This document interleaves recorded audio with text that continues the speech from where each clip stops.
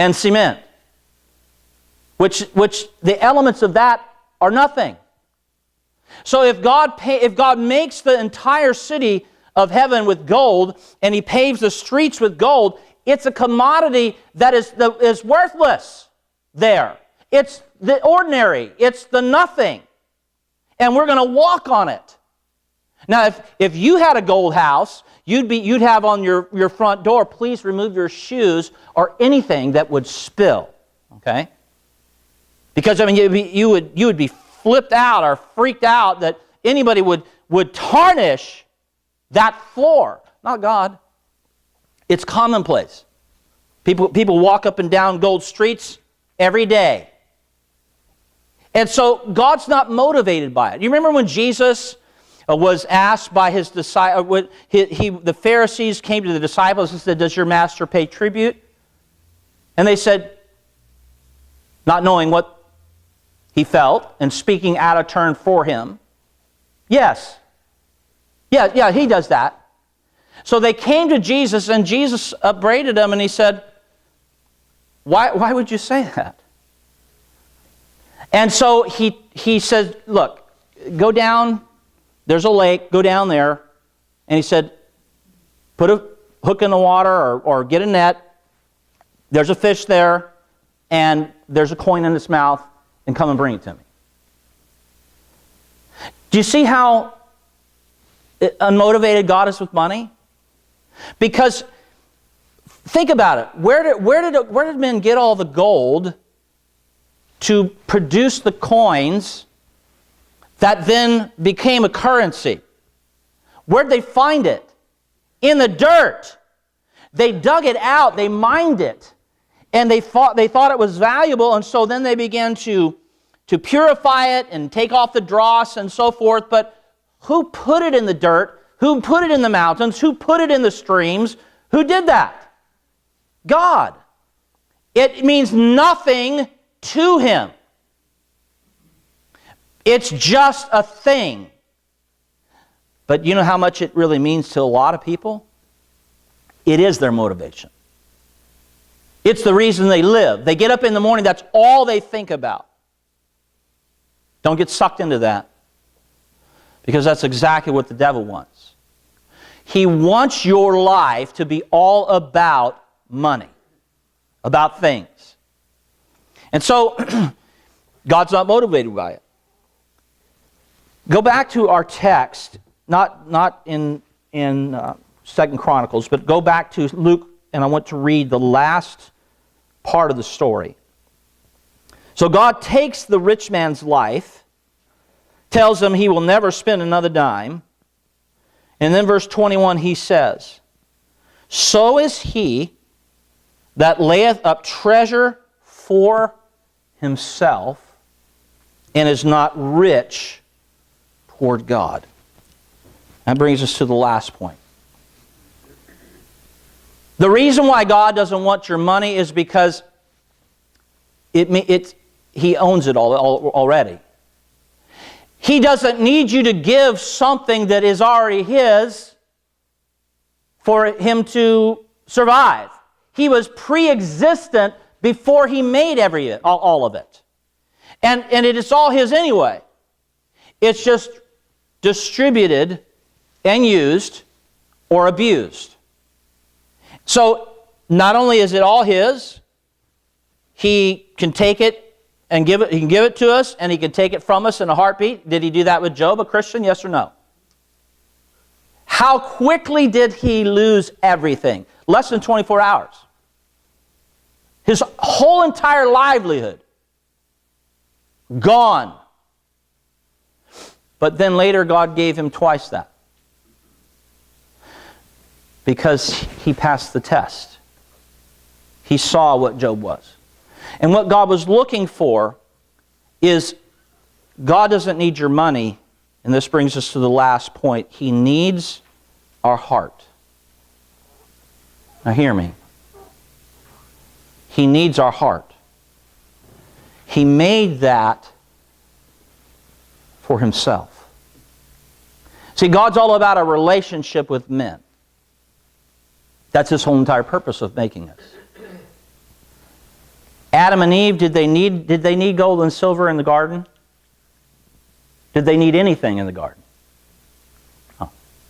Food and raiment. Did God provide that? Yes or no? Well, one, they didn't need clothes. Right? They didn't. Because that wasn't necessary. They were husband and wife. They were the only two in the garden, and so that was not an issue. But Satan made it an issue. He told them that they needed to be dissatisfied. That God hadn't given them everything that they needed. They could be better. Things would be better if they would follow their own dreams. Be careful with those lines, folks. It's not about your dreams. It's not about someone else's dreams. It's pie in the sky, because the Bible tells us that wealth is like an eagle. It takes flight, comes and goes. God is looking for our heart. Go to the book of Matthew, back a couple of pages, Matthew chapter 6, verse 21, and we're going to cross-reference this back to our text, and then we're done. Matthew 6 and verse 21. We're going to begin in verse 19, and we'll read down through verse 24. Lay not up for yourselves treasures upon earth, where moth and rust doth corrupt, and where thieves break through and steal. But lay up for yourselves treasures in heaven. How do you do that? We'll tell you in just a minute. Treasures in heaven. Keep that in your mind. Where neither moth nor rust doth corrupt, and where thieves do not break through nor steal. Now look at this verse. For where your treasure is, there will your heart be also. So here is the bottom line. What do you do with your treasure?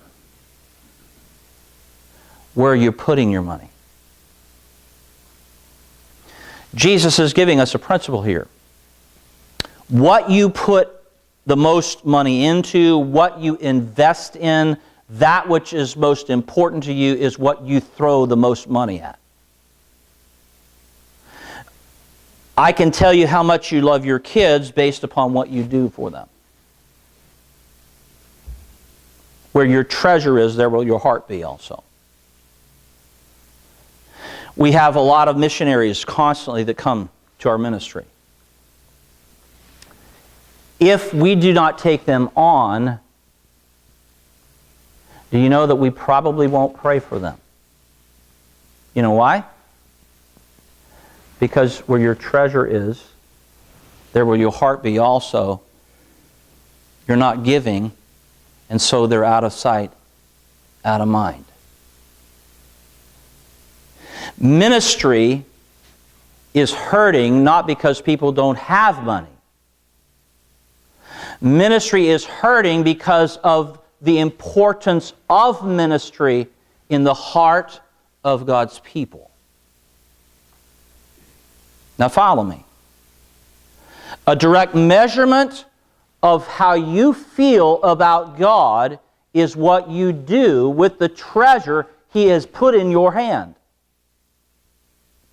And so, now, it doesn't mean that you are going to give a whole lot of money.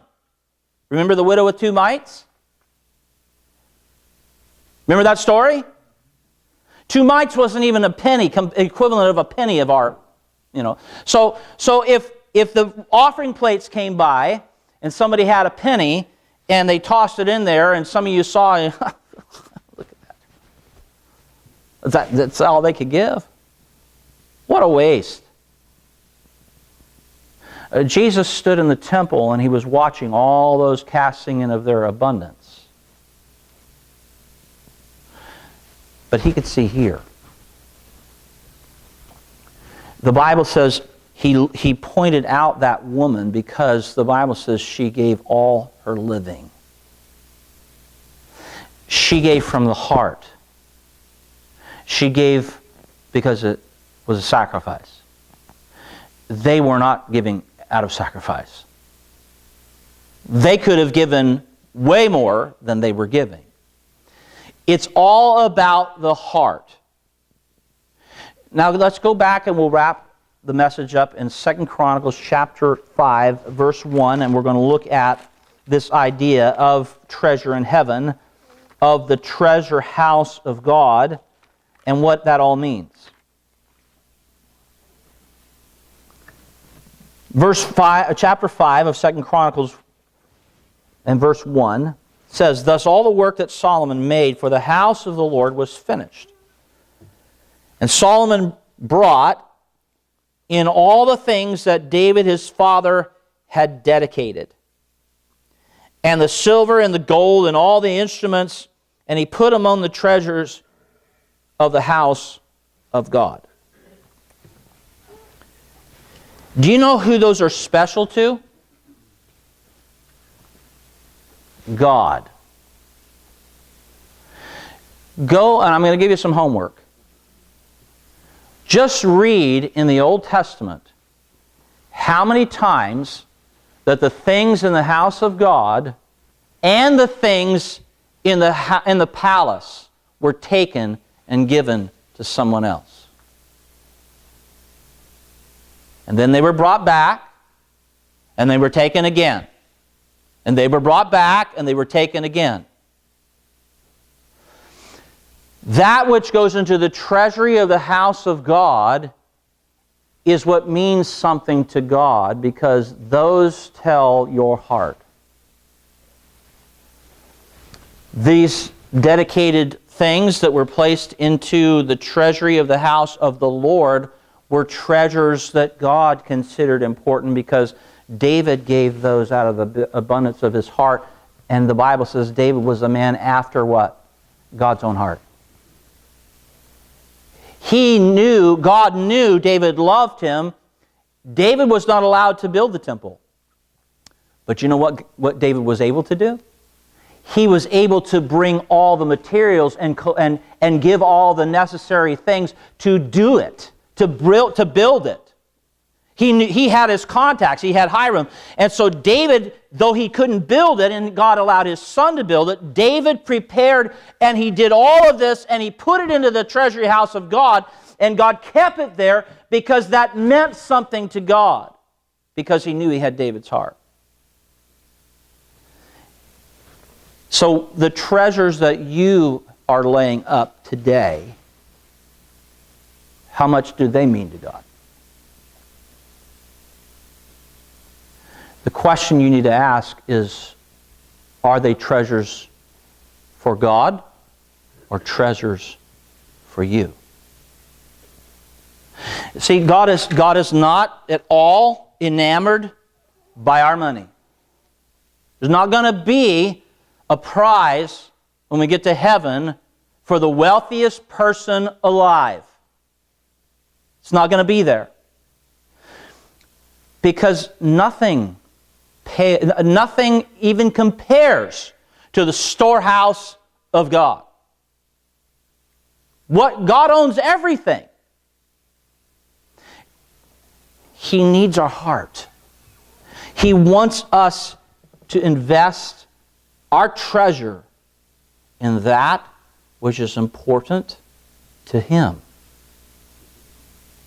So tell me some things that are important to Him. What are things that are important to God? Church. Okay? So would you say God's house is a place to lay up treasure? Yes or no? You think, does God mention anything in the Bible about the poor? Okay? Do you know what alms were in the Old Testament? And even in the New Testament? That was money that was given to help people who were less fortunate. Remember what Jesus said? When we stand before Him one day, He'll say, "When I was naked, you clothed me. When I was hungry, you fed me." And people are going to say, "When did we clothe you? When did we feed you?" And he said, if you do it to the least of these, you've done it unto me. Money is a gauge of our heart. God doesn't need it. He's not motivated by it. What He's looking for is this. And if He can get this, you can become a channel. Because He'll give, and you can give. And He'll give more, and you can give more. And He can give, and give, and give. But understand, you can never outgive God. So, we either become a channel, or we could subject ourselves to the same life of the rich man. That's the choice. It's one or the other. Don't get caught up in this world. Jesus said, no man can serve two masters. For either he will hold to the one and despise the other, or he will hate the one and love the other. Ye cannot serve God and mammon. That's what God says. If you